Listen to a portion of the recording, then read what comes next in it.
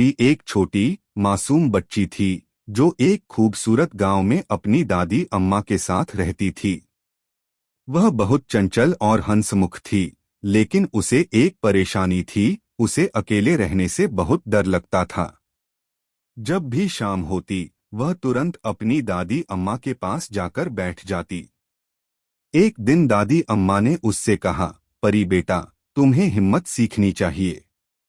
जो चीजें हमें डराती हैं, वे अक्सर उतनी भयानक नहीं होती। लेकिन नन्ही परी ने बस सिर हिला दिया, क्योंकि उसे यकीन था कि वह कभी बहादुर नहीं बन सकती।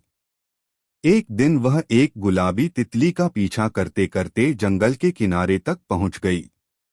तितली चमक रही थी और एक अजीब सी रोशनी फैला रही थी। परी आश्चर्यचकित रह गई। जैसे ही उसने तितली को छुआ, एक जादुई आवाज आई, परी, तुम एक खास बच्ची हो। तुम्हारे अंदर हिम्मत छुपी हुई है।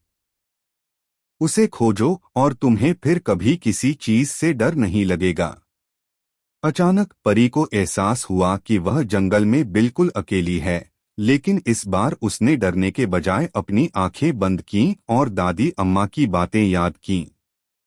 डर सिर्फ हमारे दिल में होता है, उसने खुद से कहा और गहरी सांस ली। और फिर क्या था? नन्ही परी ने अपनी हिम्मत जुटाई, तितली के पीछे पीछे चलने लगी और कुछ ही देर में अपने घर पहुंच गई। दादी अम्मा ने उसे गले लगा लिया और कहा, देखा, तुमने अपनी हिम्मत पा ली। उस दिन के बाद नन्ही परी को अकेले